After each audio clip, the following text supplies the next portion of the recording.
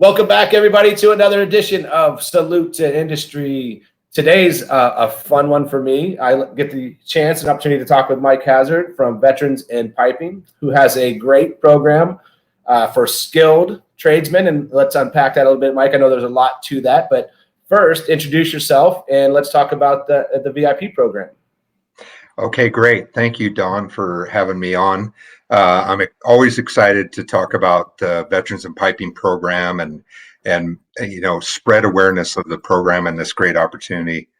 I work for the United Association of Plumbers, Pipe Fitters, Welders, and HVAC techs, and they are the ones that put on the Veterans in Piping program. The UA's been around since 1889. We have over 370,000 members across the United States and Canada. And we started this program back in 2008, almost 13 years ago, because at the time there was a serious financial crisis going on in our country. We all felt that. That's right. That's right. Yeah. And there were people getting out of the service unexpectedly with over a year left on their contract and given a couple months notice. So we wanted to do something to help these very deserving service members. And, we also have a serious lack of skills in our young people coming out of high school. And so there's not a lot of great apprenticeship applicants like we see through our service members. They maintain discipline just across the board. They have so many soft skills that we're looking for. We feel like, we can train anybody because that's what we do. And we feel we're the best at it in the world. And you put those soft skills together with our trainability, you just have a home run. So this program has been great for us. But I just want to make sure everybody's aware that the Veterans of Piping program is an 18-week job skills training program that prepares you for the 5-year UA apprenticeship program. Right. And we train in 3 different disciplines. We train in welding, which is probably our most popular course. We also train in HVACR and the fire sprinkler fitting program. So those 3 different disciplines, we don't require any of our students to sign any kind of agreement with us. We feel that after they go through the Veterans in Piping program, they'll be hooked. And then we have what comes next after VIP is the apprenticeship program that I've been talking about. And it's a Department of Labor registered apprenticeship program, the very first one of its kind in our nation, dating back to 1936. And what's great about apprenticeship is there's so many similarities to the military, and the way that they learn their job in the military is basically how apprenticeship is structured. You're coupled up with somebody who has more experience than you do. They teach you the job, and then on top of that, the other component of apprenticeship is that you're required to attend classes at night. Most of the programs are set up at night after work, a couple times a week. So it's kind of like working a full-time job, learning on the job, getting paid for it, and then going to school a couple nights a week. We pause there, Mike, because there's a lot that you covered, and I just want to reflect on that with the audience members and just kind of illustrate a little bit more detail on some of those things. This is all right here in your brain, I know that, but for those who don't know, let's talk through it a little bit more. So this program, great. I love that you guys have been around since 2008. Over 1,000 people have gone through this program. This is tremendous. We've just breached the 2,500 graduate mark. Yeah. Let's update your website. So our numbers aren't huge, but what those numbers represent is our promise, and that is guaranteed job placement upon graduation and no cost to the students. Yeah, let's say that one more time, Mike, because that's so important. You guys have 100% placement of graduates out of this program. I mean, that's tremendous. That's right. And there's a little caveat to that, Don, and that is that, we have over 250 apprenticeship programs across the United States. Right. In every major metropolitan area that you can think of has an apprenticeship program.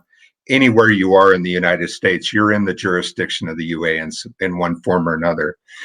So, while we really work at getting people where they want to go, that's what we ask them is, where do you want to live? Where do you want to work? And you have to be flexible with us, because we really want to put you where you want to live, but we have to have work in that area to support you. So students have to come in with the understanding that, the job placement part of the program, which is the most important part to most people, is the trickiest. There's a lot of moving parts, and I can't tell you what work is going to be like 6 months from now, but Right. that's usually when we start talking to applicants is, 6 months prior to when we need to place them in jobs. So coming in with an open-minded attitude about maybe 2 or 3 places that you would accept a job offer is really the way to go about this. And I would guess that 75% of the time we get people where they want to go, but in those instances, like these days, with COVID and the restrictions vary in different cities, it can be tough to place people in just one area. So we need people to be open to relocating to at least 2 or 3 different geographical areas.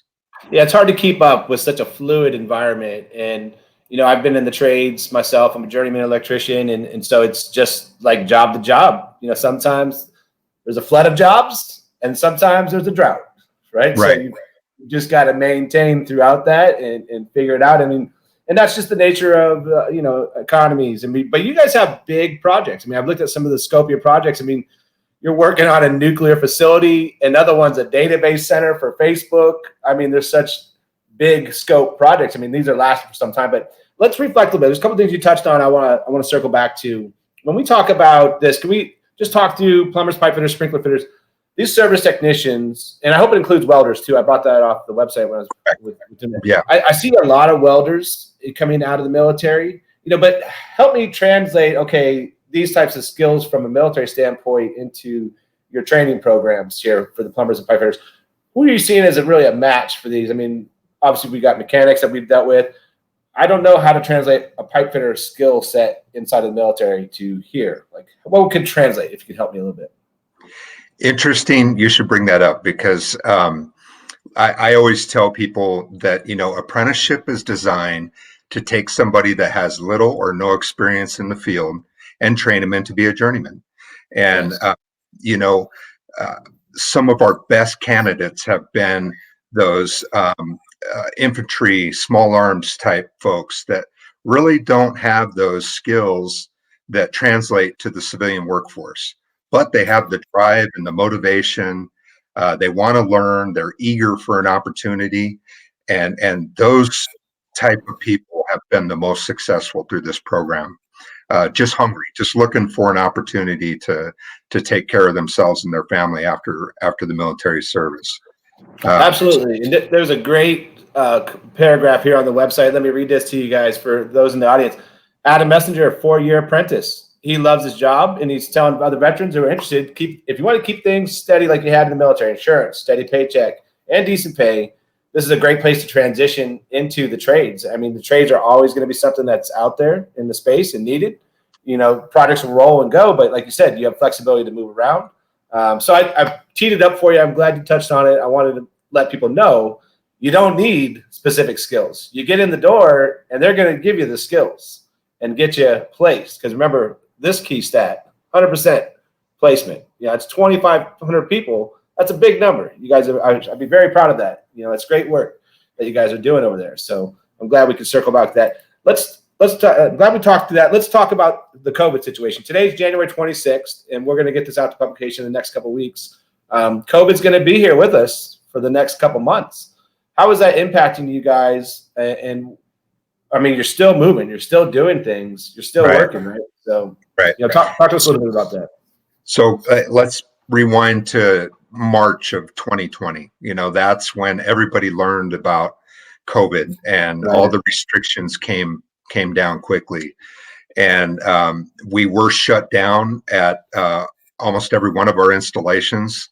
And we submitted reopening plans that included mitigation factors in our training sites, screening people, providing PPE, providing social distancing, eliminating those congregating places like break rooms and limiting the amount of people in restrooms. We did all those things. We're back up and running. We're running at 50% capacity right now, just to maintain social distancing in our training sites and protect everyone.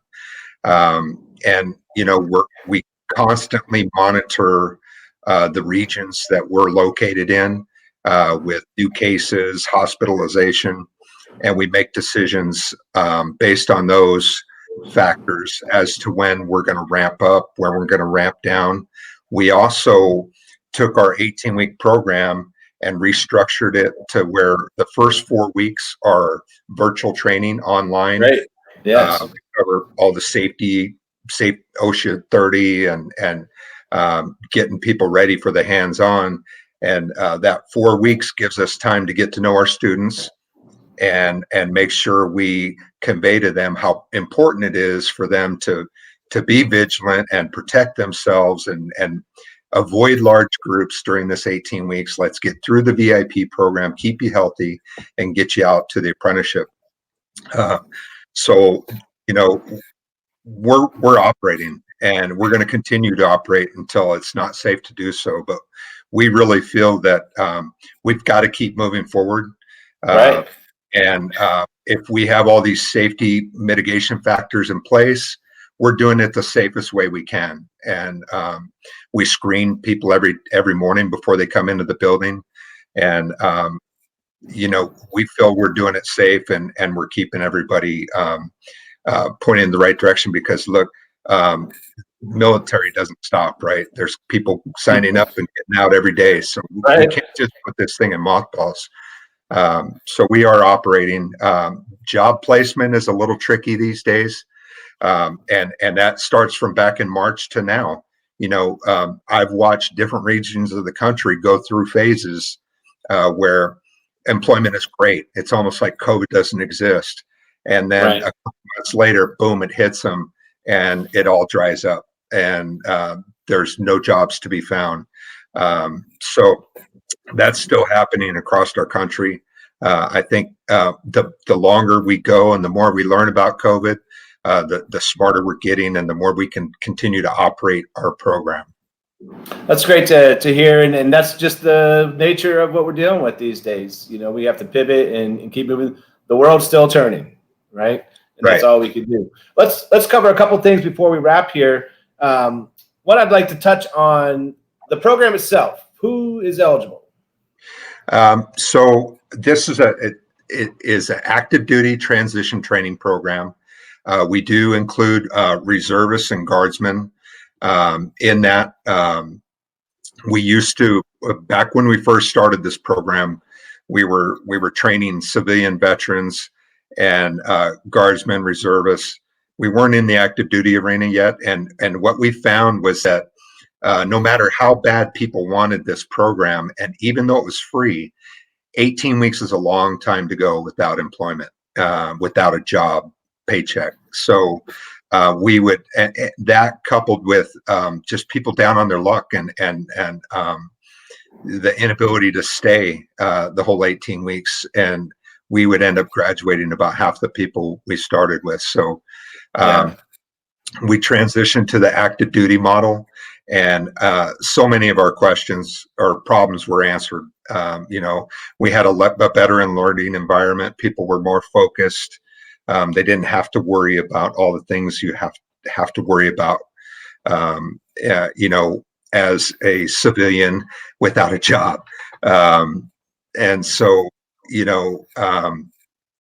everybody's eligible, all branches of service. We have 7 different locations that we're located in, with 9 different programs. And go over those real quick. We're at Camp Pendleton. Is where you're based out of, where you're located. Yes. Say again. That was going to lead perfect tee up for the next question. It was, okay. Is where do we go where do we access training? So I think the best place to direct people is our website, uavip.org. That you can find all the different locations. You can find applications. You can find points of contact, and there's, that website was built off of feedback from applicants and graduates of the program. So I think it's a great tool. We're at Camp Pendleton on the West Coast. We're at Camp Pendleton with the Marine Corps. We have a welding program there. We're at Joint Base Lewis McChord with 2 programs. We have a welding program and an HVAC program. We're also at Fort Carson in Colorado Springs. We have a welding program there. We're at Fort Hood, Texas. Great. Have a welding program there. And Camp Lejeune, North Carolina. We have a welding program there with the Marine Corps. Fort Campbell, Kentucky, home of the Screaming Eagles. We have a welding program and a fire sprinkler fitter program. And save the best for last, the Navy program at Naval Station Norfolk in Virginia. I'm a Navy veteran, by the way. You're not biased at all, no. Huh? Well, that's great. I mean, it gives some people, and I'll gather this information offline as well, and we can include that when we post out to our ether in our channels. So we'll make sure we include those as well. All right, let's do a quick recap. Mike, I appreciate you and your time today, but let's just do a quick recap. So this is mainly focused on transitioning service members coming out of service. So you're really looking for that sweet spot. That's really where you found the best fit for people coming out of service for the program itself. So really out there who's watching this, we need you to be transitioning out of service in the next 3 to 6 months. Here's the website real quick, uavip.org, and we'll include this in our social posts as well. For those that are watching, so you can quickly access that. And then on that, you'll find more information about the program. And eventually, you're going to end up talking to somebody like Mike on the other end, I'm assuming. Is that, and then you'll be talking to him and answer questions. But one other thing I'd like to add, Don, with the timeline is that for service members, on our website, we have all of our class dates listed for the next 2 years. Oh, and great. The reason we do that is so people can plan ahead and look, when you're getting within a year of your contract, whether you're going to re-enlist or looking at getting out. And that's why we have those class dates there, so people can pinpoint what class they line up with. So don't wait until the 180-day mark, because the VIP program is 18 weeks. And that takes up 4 months of that 6 months. So, yes. If you hit the 1 year mark, or anybody is in the service and they're getting close, send them to our website and just have them check it out. It's an outstanding opportunity, and it's not for everybody. This is construction work. It's hard work, but it's an outstanding way to make a living with great wages and employer-paid benefits.